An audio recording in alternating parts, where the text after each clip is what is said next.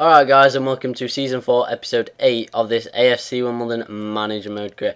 Now I know this is the second video out on the Sunday, but I don't know if it's going to be a triple upload Sunday, because obviously I've still not recorded any of the matches, I've not rendered anything, I've not done the commentary for any of it, so it's going to be a bit touch and go if I can actually get the third one up, but I will try, and if not, obviously then I've got two videos out for you, and it's been a double upload Sunday, so that's not too bad. But yeah, obviously as well it is Easter Sunday, so happy Easter everybody. I hope you all had a decent weekend, a decent bank holiday weekend, and I hope you enjoy it. So that's off if you're off work, obviously. But moving on to the game against Scunthorpe United, I went into this game saying exactly the same as I always do.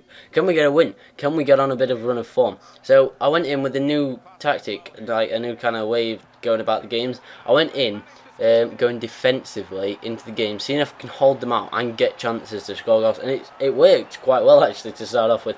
The 34th minute was the first chance of the game, it fell to us and Adamano put it away. Then the 45th minute he broke forward again. He had a shot, but it was well saved by the keeper and tipped out for a corner. And then to the second half, they weren't threatening us at all. And Luke Moore had a shot. It kind of hit the keeper. It fell to Adamano. Adamano on the volley. The keeper tipped it past the post. And then in the 70th minute, we had some lovely build-up play. Luke Moore, Gareth Gwilym would just come on as a sub, and Kieran Djali they just linked up amazingly well. And Djali got into the box. He laid it off to Luke Moore, and Luke Moore was not going to miss from there. So 70 minutes, we'd gone. Sorry about that, guys. I just lost my voice. I had to stop the recording for a minute. So yeah, I'll just carry on from where I left off. So yeah, Luke Moore put us into 2-0 lead in like the 70th minute, and from them we're held out. So the defensive thing worked really well because they'd not fashioned a single good chance, and we obviously created a lot of chances and scored 2 goals. So yeah, pretty decent. And I'll probably be carrying on with that. But before the game against Notts County, Sam Hatton did come and say that he wasn't going to extend his contract, which means that he'll be leaving at the end of the season, which is quite frustrating because obviously everyone else had accepted contract extensions but him. So I was like, oh, that's going to be a miss, because obviously right back we're really low on covers. In defence actually we're really low on cover, but we had to crack on with the game against Notts County. And as you can see, Adamano had a shot in the 7th minute and it was well saved by the keeper, and then it fell back to him in like the 8th minute. He had a shot and it was again saved by the keeper, and Luke Moore's follow-up was saved by the keeper. So 3 great saves in the space of about 2 minutes. Like kind of kept us out for a bit, but it wasn't long until we did get a goal, and it was the 28th minute, and it was that person. It was Adamano again, sorry, the Black Magic doing the magic for us and putting us into a 1-0 lead. And then he gave the ball to Wellard in the second half, but his shot was well saved by the keeper.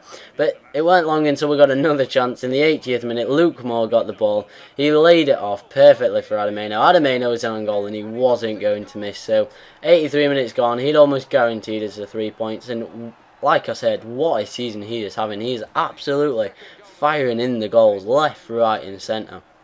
Luke Moore's assisting them, and like they're really linking up really well. Sometimes they can't break through the defence, but most of the time they link up brilliantly, and goal after goal is just coming. So yeah, we moved into the game against Preston high on confidence, thinking surely we can't go on a bit of run of form, surely. So we went with the whole defensive technique again, but in the 9th minute I got completely screwed over by the referee.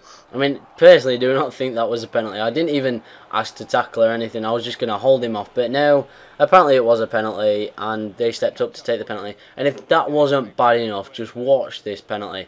Ruben Reid, I think, chips it, and I tell my keeper to stand there. Just stand there and like collect any ball.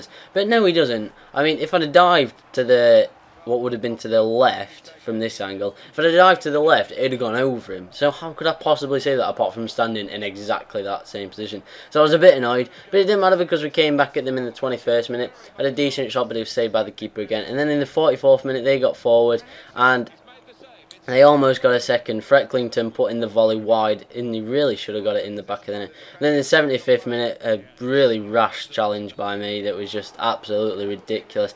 Don't know what I was playing at. Gave them another penalty in the game, and Gareth Gwilym only got a yellow card for that. It probably could have been a red. But yeah, Oliver Norwood stepped up, and this time I thought, oh, I'll dive just to make sure that, you know, my keeper actually does something. And Oliver Norwood put it into the other corner. Well, he put it into top at net, so I weren't going to stop that. 76 minutes gone, they were 2-0 up, and I was genuinely really annoyed and frustrated because I was thinking, why is it we can't get on any decent run of form? I mean, we had two great performances, winning 2-0 against Scunthorpe and Notts County, and then we come into the game against Preston and just completely lose it, and obviously we lost 3-0, which wasn't great at all. So I don't know what it is, but we can play really well at times, and then we can just absolutely get demolished in any game. So the run of form will never come in my eyes, and I'll keep trying to get the run of form, but I don't know if it's ever going to come. Hopefully it will, and hopefully we can push on and cement our playoff place. But anyway, kind of missed a bit there. Sam Hatton came back after that game. I offered him a bit more money, and he said, "Oh, I'm really behind this club now." No, you're not. You just want the money. But fair enough. He's accepted the contract extension, which is really great news. And yeah, annoyingly, I didn't find anyone really from the English scout, and then from the Australian scout, I just rejected every single one because not one of them had a player potential of over 80. So I was like, well, you know, I've already got really good people in my youth squad anyway, that these just aren't really going to be doing anything for me.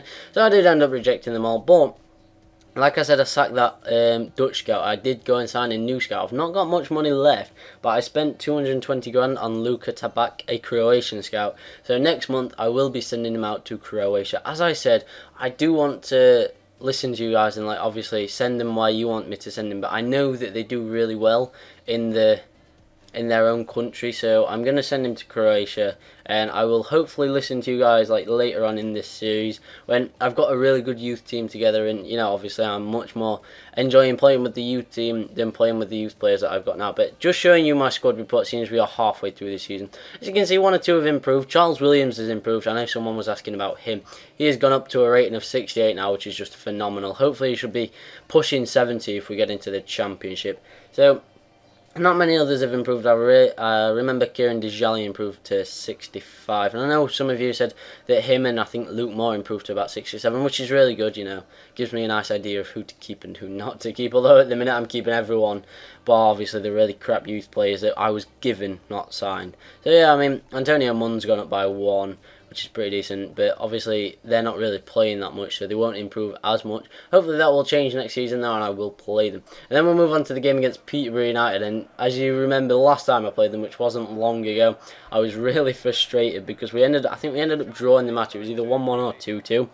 And it was one of those games where I think it was 2-2 because I equalised in the 79th minute. But anyway, moving on into this game, in the 35th minute, we had a decent chance with Luke Moore, and he put it away expertly. I mean, I didn't think he was going to finish from there. I thought, oh, this is going to be a pretty decent chance. But no, what he finished at was yet again finessing it into the far right-hand corner, and the keeper stood no chance. So 37 minutes gone, we'd taken the lead. I was thinking maybe that game against Preston was just, you know, blip, if you like. But annoyingly, it wasn't, as they came forward in the 62nd minute. And if I wasn't screwed over by the referee once, I was screwed over by the referee twice. Lee Tomlin got the ball, my keeper came out, collected it brilliantly, and it was a penalty kick. Apparently Sam Hatton fouled him. I've checked the replays, do not have a clue what he has done, apart from run.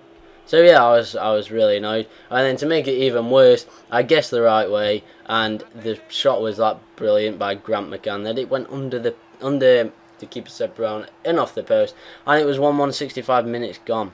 So a very frustrating goal to concede, and like the time to concede as well. We did try and push back towards the end, and we tried to break forward, and it just wasn't happening. Maybe it was due to the frustration. As you can see in the 90th minute, we did hammer it downfield. The referee blew full time, and I kind of let go of my controller, to say the least. So yeah, I weren't too pleased about not being able to break through. I was genuinely annoyed at the fact that the referee had given a penalty, which was never a penalty, for like the second game in a row, and he completely screwed us over and cost us 2 points. So going on to the league table after that frustration, we sit 7th in the league behind Shrewsbury, which is actually quite surprising. We're joint on points though, but like I said, Preston are like what, the 8 points clear of me and Shrewsbury, so they're going to be quite hard to catch up, if you like. So it looks like it might just be a battle for 6 between me, Shrewsbury, MK Dons, possibly Charlton,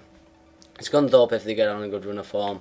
So we'll have to really, you know, be on our best to take this 6th spot, and it's going to be hard, but no matter what, I will get in the playoffs. I am not losing the playoffs to a team like Shrewsbury, MK Dons, Charlton. I do not care. I said that I wanted top 3 this season. That probably won't happen because of the referees. I'm going to completely blame the referees. Not my fault at all, you know. Obviously, I'm joking there. But yeah, hopefully now I can squeeze into 6th spot and get the playoff position. But we'll have to wait and see, because at the minute I'm really yo-yoing between 6th and 7th. We can't get on any good run of form to cement 6th spot, but we're winning just enough games to keep in touch with them. So yeah, like I said, we'll have to wait and see. I know, as always, guys, thanks a lot for watching. I really do appreciate all your comments, all your likes, and it's just phenomenal the support you're giving me. I like pick up new subscribers every day, and it's just like, oh, it's so cool that, you know, people are coming in and enjoying it like you used to enjoy it, and like you still are enjoying it. Sorry, actually. But yeah, as always, don't forget to like and subscribe, and I will see you next episode.